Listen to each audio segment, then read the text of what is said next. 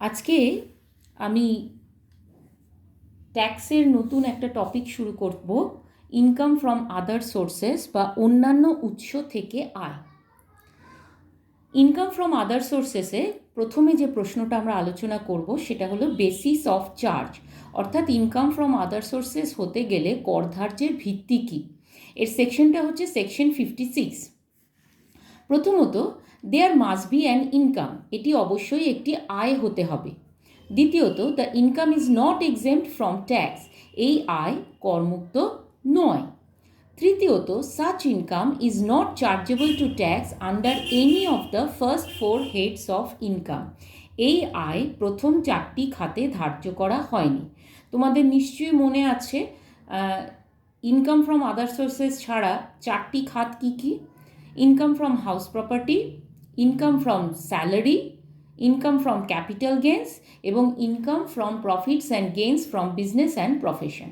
অর্থাৎ এই যে 4টি খাত, এই 4টি খাতে ওই ইনকামটি ধার্য করা হবে না। তাহলে ওই 4টি খাতে অর্থাৎ হাউস প্রপার্টি হেডে, স্যালারি হেডে, প্রফিটস অ্যান্ড গেইনস হেডে এবং ক্যাপিটাল গেইনস হেডে যদি ইনকামটি ধার্য করা না হয়, তাহলে এই একটি হেডস অফ ইনকাম পড়ে থাকে, যেটাকে আমরা বলি ইনকাম ফ্রম আদার সোর্সেস, এবং এই হেডে কর ধার্য করা হবে। ওই ইনকাম ফ্রম আদার সোর্সেস হেডে ট্যাক্সেবল হবে। ক্লিয়ার? এবার দেখো, এগুলো তোমাদের একদম খুব মন দিয়ে একটুখানি পড়ে নেবে। এটা একদম তোমাদের মনে রাখতে হবে যে কী কী স্পেসিফিক ইনকামকে আমরা ইনকাম ফ্রম আদার সোর্সেস হেডে চার্জ করি। The following specific incomes shall be chargeable under the head section 56 subsection 2. কী কী ইনকাম একটু বুঝে নাও, এগুলো খুব সহজ মনে রাখা, কোনো অসুবিধা হওয়ারই কথা না। নাম্বার 1 দেখো, নাম্বার 1 হচ্ছে ডিভিডেন্ড। দেখো, ডিভিডেন্ড তো আমরা বাকি 4টে হেডে আনতে পারি না, তাহলে স্পেসিফিক্যালি বুঝতেই পারছো ডিভিডেন্ড ইনকাম হলে সেটা আমরা ইনকাম ফ্রম আদার সোর্সেস হেডেই আমরা ট্যাক্সেবল করব। কিন্তু যদি ইন্ডিয়ান কোম্পানি থেকে ডিভিডেন্ড পায় তাহলে কিন্তু ট্যাক্সেবল হবে না। এটা আমরা 11-এ পড়ে এসেছিলাম, তোমাদের নিশ্চয়ই মনে আছে যে ইন্ডিয়ান কোম্পানি থেকে যদি ডিভিডেন্ড পাওয়া যায় বা ইউটিআই এর কোনো ইউনিট থেকে যদি ডিভিডেন্ড পাওয়া যায় তাহলে কিন্তু সেটা ট্যাক্সেবল হয় না। এই কারণে দেখো আমি লিখেছি ডিভিডেন্ডস is chargeable under this head except dividend from Indian company, এটা exempted under section 10 subsection 34, and dividend from units of UTI exempted under section 10 subsection 35. এগুলো আমাদের 11-এ পড়া, তোমাদের নিশ্চয়ই মনে আছে। দ্বিতীয়ত হচ্ছে winning from lotteries, crossword puzzle, horse races, card games and other games of any sort or from gambling or betting of any form. অর্থাৎ আমরা যদি কোনো লটারি থেকে ইনকাম পাই, লটারি কি আশা করি তোমাদের জানা আছে। লটারি কি? লটারি টিকিট কেনা হলো, সে টিকিটে প্রাইজ জেতা হলো, বা ক্রসওয়ার্ড পাজল সলভ করে প্রাইজ জেতা হলো। হর্স রেস তোমরা জানো, রেসের মাঠ আছে, সেখানে ঘোড় দৌড়ের প্রতিযোগিতা হয়, বা অন্য কোনো ধরনের রেস যদি হয় তার থেকে যদি প্রাইজ মানি জেতা হয়, তাস খেলায় যদি জেতা হয়, বা অন্য যে কোনো খেলা, বা জুয়া তো তোমরা জানো বিভিন্ন ক্যাসিনো থাকে, সেখানে জুয়া খেলা হয়, জুয়া খেলা থেকে প্রাইজ মানি যেতে পারে, বা অন্যান্য খেলা যেমন ধরো আমরা টেলিভিশনে দেখি না, বিভিন্ন গেম শো হয়, যেমন ধরো কৌন বনেগা করোড়পতি একটা গেম শো হচ্ছে, এবং সেখানে যারা পার্টিসিপেট করে তারা যে প্রাইজ মানি জেতে, তো এটা একটা ইনকাম। তো সেই ইনকামটা কিন্তু এই ইনকাম ফ্রম আদার সোর্সেস হেডে ট্যাক্সেবল হয়। ঠিক আছে? আচ্ছা, কত ট্যাক্সেবল হয়, কি বৃত্তান্ত, সেগুলো আমরা পরে আলোচনা করব। আমরা শুধুমাত্র দেখছি যে কী কী ইনকাম ফ্রম আদার সোর্সেসে চার্জেবল হয়। তৃতীয়ত দেখো, any sum receive by the assessee from his employees as contribution to any provident fund or superannuation fund or any fund set up under the provision of the Employees State Insurance Act 1948 or any other fund for the welfare of such employees, provided that it is not taxable under the head profits and gains of business or profession. অর্থাৎ যদি কোনো ভবিষ্যনিধি বা অবসর নিধি, এগুলো তোমরা জানো, provident ফান্ডের কথা তোমরা নিশ্চয়ই জানো, চাকরি করলে প্রভিডেন্ট ফান্ড কাটা হয়, তাহলে এক্ষেত্রে প্রভিডেন্ট ফান্ড, অনেক সময় সুপার অ্যানুয়েশন ফান্ড, হ্যাঁ, এগুলোকে আমরা বলি ভবিষ্যনিধি, অবসর নিধি। অথবা ধরো কর্মচারী রাজ্য বিমা আইন 1948, এই দেখো employee state insurance act 1948 employee state insurance act 1948 অনুযায়ী যদি কোনো তহবিল গঠিত হয়, বা কর্মচারীদের কল্যাণের জন্য, এই যে আমি লিখেছি দেখো, any other fund for the welfare of such employees, অর্থাৎ কর্মচারীদের কল্যাণের উদ্দেশ্যে কোনো তহবিল গঠিত হয়, সেখানে কর্মচারীরা যে চাঁদাটা দেয়, এই জন্য দেখো লিখেছি any sum receive by the assessee from his employees, কর্মচারীরা যে চাঁদা দেয় সেই চাঁদা বাবদ যে প্রাপ্তি, সেই প্রাপ্তিটাকে আমরা বলবো ইনকাম ফ্রম আদার সোর্সেস। ঠিক আছে, কিন্তু ওই প্রভিডেন্ট ফান্ডেরই যদি বিজনেস হয় তাহলে সেক্ষেত্রে কিন্তু প্রফিটস অ্যান্ড গেইনস হেডে চার্জেবল হবে। সেই জন্যই আমি লিখেছি any sum receive by the assessee from his employees as contribution to any provident fund or superannuation fund or any fund set up under the provision of the employees state insurance act 1948 or any other fund for the welfare of such employees, provided that it is not taxable under the head profits and gains of business or profession. Clear? এরপরে হচ্ছে income by way of interest on securities if it is not chargeable under the head profits and gains of business or profession. অর্থাৎ যে লগ্নিপত্র, securities মানে লগ্নিপত্রের ওপর যদি সুদ পাওয়া যায়, সুদ আয় করা হয়, তাহলে সেটাও কিন্তু ইনকাম ফ্রম আদার সোর্সেস হেডে আসবে। কিন্তু সেটাই যদি প্রফেশন হয়, অ্যাসেসির যদি সেটাই প্রফেশন হয়, তাহলে কিন্তু profits and gains of business or profession হেঁটে যাবে। ঠিক আছে, ধরো নর্মাল যে কোনো একজন সাধারণ লোক যার প্রফেশন নয়, লগ্নিপত্র কেনাবেচা করা যার প্রফেশন নয়, সে যদি ইনকামটা পায়, মানে ইনকাম মানে ইন্টারেস্ট অন সিকিউরিটিস ইনকাম যদি তার হয়, তাহলে আমরা বলবো ইনকাম ফ্রম আদার সোর্সেস। কিন্তু যে লগ্নিপত্র কেনাবেচার ব্যবসা করে, সে যখন ওই সিকিউরিটিস ওপর ইন্টারেস্ট পাবে, তখন কিন্তু সেটা profits and gains of business or profession হেডে আসবে। ক্লিয়ার? এরপরে দেখো income from machinery, plant or furniture belonging to the assessee and let on hire if it is not chargeable under the head profits and gains of business or profession. বুঝতেই পারছো তোমরা, ধরো কোনো যন্ত্রপাতি বা প্ল্যান্ট মানে উৎপাদনের কোনো জিনিসপত্র, হ্যাঁ, মানে ধরো ফ্যাক্টরি শেড ভাড়া দিয়েছে, এরকম ধরনের উৎপাদনের জিনিসপত্র, প্ল্যান্ট অথবা ফার্নিচার মানে আসবাবপত্র, এগুলো ধরো ভাড়া দেওয়া হয়েছে, তাহলে যন্ত্রপাতি, উৎপাদনের সরঞ্জাম বা আসবাবপত্রের ভাড়া থেকে যদি আয় হয়, সেটাও কিন্তু ইনকাম ফ্রম আদার সোর্সেসে যাবে। কিন্তু এই মেশিনারি ভাড়া দেওয়া, প্ল্যান্ট ভাড়া দেওয়া, ফার্নিচার ভাড়া দেওয়া, এটা যদি অ্যাসেসের বিজনেস হয় এবং সেই হিসাবে ভাড়া দিয়ে যদি ইনকাম পায়, তখন কিন্তু profits and gains of business or profession হেডে আসবে। ঠিক আছে, এটা অ্যাসেসের বিজনেস নয়, অ্যাসেসে এটাকে ভাড়া দিয়েছে, ভাড়া দিয়ে ইনকাম করেছে, তখন আসবে ইনকাম ফ্রম আদার সোর্সেস। কিন্তু এই মেশিনারি ভাড়া দেওয়া, প্ল্যান্ট ভাড়া দেওয়া, ফার্নিচার ভাড়া দেওয়া, এটা হচ্ছে অ্যাসেসের বিজনেস। ধরো আমরা দেখি না ডেকোরেটার্স যারা, তাদের কাছে এই যে তারা চেয়ার টেবিল ভাড়া দেয়, বা ধরো কফি মেশিন, তোমরা বিয়ে বাড়িতে দেখে থাকবে কফি মেশিন ভাড়া দিচ্ছে, বিভিন্ন ফার্নিচার ভাড়া দিচ্ছে, তাহলে এক্ষেত্রে এটা তো তাদের বিজনেস, তখন কিন্তু ইনকাম ফ্রম আদার সোর্সেস হিসেবে আসবে না, তখন আসবে profits and gains of business or profession হিসেবে। ক্লিয়ার হলো?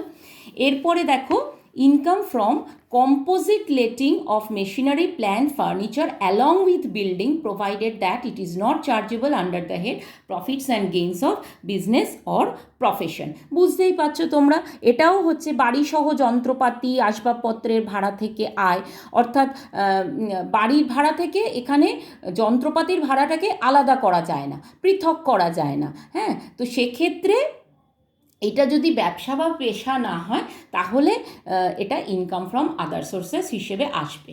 যদি ব্যবসা বা পেশা হয়, তাহলে কিন্তু income from profits and gains of business or profession হিসেবে আসবে। ক্লিয়ার? এরপরে লাস্ট পয়েন্টটা তোমরা দেখো, any sum received under a keyman insurance policy including bonus if it is not chargeable under the head profits and gains of business or profession or salary. এটার মানে কি? কিম্যান insurance policy মানে হচ্ছে যখন কোম্পানির একজন খুব গুরুত্বপূর্ণ পদে আসীন একজন লোক, তার নামে ইন্স্যুরেন্স করা হচ্ছে।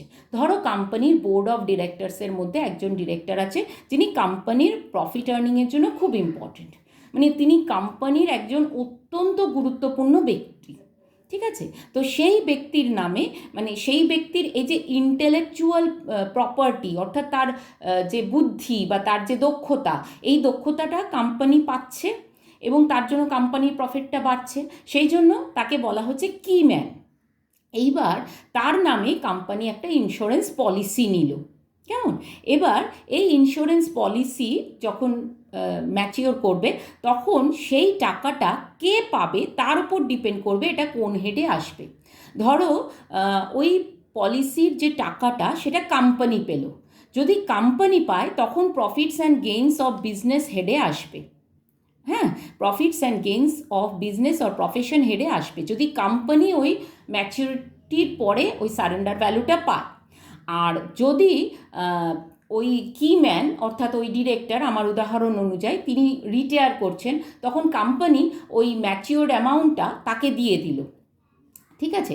যদি তাকে দিয়ে দেয় তখন ওটা অ্যাজ এ পারকুইজিট স্যালারি হেডে আসবে, ঠিক আছে? আর ধরো সেই ব্যক্তি মারা গেছেন, ডিসিজড, মারা গেছেন, তাহলে তখন ওই ইন্স্যুরেন্স পলিসির পুরো টাকাটা তার ফ্যামিলিকে দিয়ে দেওয়া হলো, তখন সেটাকে আমরা বলবো income from other sources. Clear? বুঝতে পেরেছো তোমরা? তাহলে any sum received under a keyman insurance policy including bonus সহ কিন্তু, if it is not chargeable under the head profits and gains of business or profession. Clear? Or salary.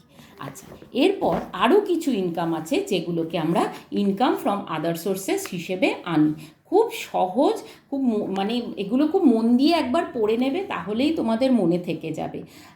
প্রথমত দেখো, agricultural income from land situated outside India. আমরা কি জানি, ভারতবর্ষে যে agricultural income হয়, হ্যাঁ, ভারতবর্ষের যে কৃষি আয়, আমরা 11-এ পড়েছি, তোমাদের নিশ্চয়ই মনে আছে, ভারতবর্ষে কৃষি আয় কী হয়? করমুক্ত। এবং কৃষি আয় হওয়ার শর্তটা কী?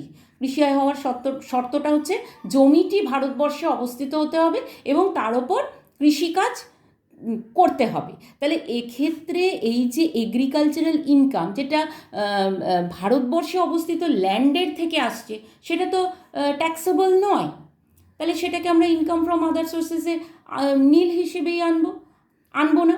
কিন্তু আমরা যখন ল্যান্ডটা ভারতবর্ষের বাইরে অবস্থিত হবে, তখন কিন্তু সেটা কমপ্লিটলি চার্জেবল হবে, কমপ্লিটলি ট্যাক্সেবল হবে under income from other sources, agricultural income from land situated outside India. Clear? এরপরে দেখো, income from subletting a house property. Subletting ব্যাপারটা কি একটু বুঝে না। ধরো একটি গৃহ সম্পত্তি রয়েছে, এবার ওই গৃহ সম্পত্তিটি রতনবাবুকে ভাড়া দেওয়া হয়েছে। তাহলে রতনবাবু হচ্ছে ভাড়াটে, ভাড়া দিয়েছে ধরো বিমানবাবু, তাহলে বিমানবাবু রতনবাবুকে একটি হাউস প্রপার্টি ভাড়া দিয়েছে। তাহলে বিমানবাবু হাউস প্রপার্টির মালিক, রতনবাবুর কাছ থেকে তিনি যে ভাড়া পাচ্ছেন সেটা ইনকাম ফ্রম হাউস প্রপার্টিতে আসছে। কিন্তু এইখানে কি হচ্ছে দেখো, রতনবাবু ওই বাড়িটি আবার সমরবাবুকে ভাড়া দিয়েছে, সাবলেটিং করেছে, পুনরায়, উপভাড়া বলে, বাংলায় বলে উপভাড়া, অর্থাৎ ভাড়াটে বাড়িটাকে আবার ভাড়া দিয়েছে। তাহলে ভাড়াটে ভাড়া দিয়ে যে ভাড়া পাচ্ছে, ভাড়াটে আরেকজন ব্যক্তিকে, আমার উদাহরণ অনুযায়ী রতনবাবু সমরবাবুকে বাড়িটি ভাড়া দিয়ে যে ভাড়াটা পাচ্ছেন সেটি কিন্তু ইনকাম ফ্রম আদার সোর্সেস হেঁটে আসবে, কারণ রতনবাবু তো বাড়ির মালিক নয়, সে তো বাড়ির ভাড়াটে, সেই জন্য ওটা ইনকাম ফ্রম হাউস প্রপার্টিতে আসবে না। রতনবাবু যে ভাড়াটা পাচ্ছেন সেটা আসবে ইনকাম ফ্রম আদার সোর্সেসে। তাহলে income from subletting a house property, অর্থাৎ উপভাড়া থেকে যে আয় হবে। ক্লিয়ার? এরপরে দেখো, ডাইরেক্টরস ফিজ। ডাইরেক্টররা বিভিন্ন কারণে ফিজ পেতে পারে। ধরো একজন ডাইরেক্টর একটা বোর্ড মিটিং অ্যাটেন্ড করেছে, তাহলে বোর্ড মিটিং অ্যাটেন্ড করার জন্য ডাইরেক্টর একটা ফিজ পেল, তাহলে এই ফিজটা হচ্ছে ইনকাম ফ্রম আদার সোর্সেস। এরপর হচ্ছে ক্যাজুয়াল ইনকাম। ক্যাজুয়াল ইনকাম বা আকস্মিক আয় কি, আমি পরে এটা ডিটেলসে আলোচনা করব। এখন তোমরা জেনে নাও, ক্যাজুয়াল ইনকাম হলে এটা ইনকাম ফ্রম আদার সোর্সেস হেডে আসে। এরপর হচ্ছে interest on bank deposit or deposit with companies or loans, অর্থাৎ যদি ব্যাংকে টাকা জমা রাখা হয়, তোমরা সবাই জানো আমরা ব্যাংকে টাকা জমা রাখি, সেভিংস ডিপোজিটের ওপর ইন্টারেস্ট পাওয়া যায়, ফিক্সড ডিপোজিটের ওপর ইন্টারেস্ট পাওয়া যায়, কোম্পানি ডিপোজিট হয়, কোম্পানিজে আমরা ডিপোজিট রাখতে পারি, বা আমরা কাউকে লোন দিয়েছি তার ওপর ইন্টারেস্ট পেতে পারি। এই প্রত্যেকটা ক্ষেত্রে ইন্টারেস্ট অন ব্যাঙ্ক ডিপোজিট হোক বা ডিপোজিট উইথ কোম্পানি হোক বা লোন হোক, এর ইন্টারেস্ট আমরা ইনকাম ফ্রম আদার সোর্সেস হেডে আনবো। এরপর হচ্ছে family pension received by the widow and heirs of deceased employee, অর্থাৎ কোনো এমপ্লয়ি যদি মারা যায় তাহলে তার যে ফ্যামিলি পেনশন তার বিধবা স্ত্রী পাবেন বা তার উত্তরাধিকারীরা পাবে, সেই ফ্যামিলি পেনশনটা ইনকাম ফ্রম আদার সোর্সেস হেডে আসবে, subject to exemption of 33 and 1/3% of family pension or 15,000 whichever is lower। এটা আমি পরে আবার তোমাদের আলোচনা করে বলে দেবো, এখনও আমি আরেকবার বলে দিচ্ছি, যে ফ্যামিলি পেনশনটা পায় তার 1/3 অথবা 15,000 যেটা কম সেটা এই ফ্যামিলি পেনশন থেকে ডিডাক্টেড হয়, ডিডাকশন হিসেবে বাদ যায়, বাদ দিয়ে বাকি অংশটা ইনকাম ফ্রম আদার সোর্সেসে ট্যাক্সেবল হয়। এরপরে হচ্ছে তোমাদের গ্রাউন্ড রেন্টের ক্ষেত্রে অর্থাৎ জমির ভাড়া, এটা ইনকাম ফ্রম আদার সোর্সেস হয়। Income from owning and maintaining resources, অনেকে হয়তো যে রিসোর্সেস সেগুলোর মালিক এবং সেগুলো মেনটেনের কাজ করে, তাহলে সেক্ষেত্রে যে ইনকামটা হয়, হ্যাঁ, তাহলে সেই ইনকামটাকেও আমরা ইনকাম ফ্রম আদার সোর্সেসের মধ্যে আনবো। মানে ঘোড়দৌড়ের ঘোড়া রক্ষণাবেক্ষণের কাজে যে আয় হচ্ছে সেটা ইনকাম ফ্রম আদার সোর্সেস হিসেবে আসবে। ইনকাম ফ্রম ভেকেন্ট ল্যান্ড, অর্থাৎ খালি জমির ভাড়া পেলে সেটাও ইনকাম ফ্রম আদার সোর্সেসে আসবে। ইনকাম ফ্রম আনডিসক্লোজড সোর্সেস বলতে যেখানে কোত্থেকে আয়টা এলো সেই সূত্রটা প্রকাশিত নয়, হ্যাঁ, সেটা জানা যায়নি, অপ্রকাশিত একটি সূত্র থেকে ইনকাম পাওয়া গেছে, হ্যাঁ, তাহলে সেটাও কিন্তু ইনকাম ফ্রম আদার সোর্সেস হিসেবে আসবে। Remuneration of the member of parliament, অর্থাৎ যারা সংসদের সদস্য, এমপি, হ্যাঁ, মেম্বার্স অফ পার্লামেন্ট মানে সংসদের সদস্য, লোকসভার যারা মেম্বার হয়েছেন তারা যে বেতন পাবেন, রেমুনারেশন অর্থাৎ বেতন পাবেন, সেটাকে কিন্তু ইনকাম ফ্রম আদার সোর্সেসের মধ্যে আমরা আনবো। কিন্তু আমরা 11-এ পড়েছিলাম, তোমাদের নিশ্চয়ই মনে আছে, আন্ডার সেকশন 10 সাবসেকশন 17-এ তারা যদি কোনো অ্যালাওয়েন্স পান, ডেইলি অ্যালাওয়েন্স, কনস্টিটিউয়েন্সি অ্যালাওয়েন্স, সেগুলো কিন্তু আবার ট্যাক্সেবল হবে না, সেগুলো কিন্তু এক্সেম্পটেড। শুধুমাত্র স্যালারি ইনকাম যদি হয় তাহলে কিন্তু ইনকাম ফ্রম আদার সোর্সেসে ফুলি ট্যাক্সেবল হবে। আচ্ছা, এরপরে দেখো ইন্স্যুরেন্স কমিশন, বুঝতেই পারছো, ইন্স্যুরেন্স করেছে তার জন্যে কমিশন পেয়েছে, তাহলে সেটা ইনকাম ফ্রম আদার সোর্সেস হিসেবে আসবে।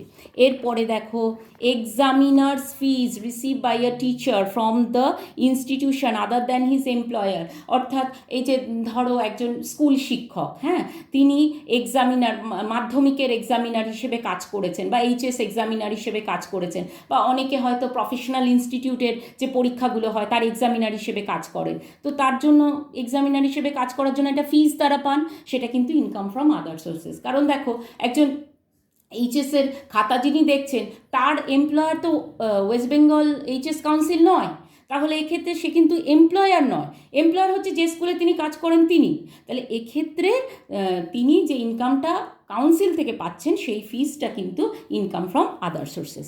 এরপরে দেখো রেন্ট অর রয়্যালটিস ফ্রম মাইন্স, বুঝতেই পারছো তোমরা, মাইন্স মানে কি, খনি, অর্থাৎ খনি থেকে যে ভাড়া পাওয়া যায় বা সত্ত্ব ভাড়া পাওয়া যায় তার ইনকামটাও ইনকাম ফ্রম আদার সোর্সেস।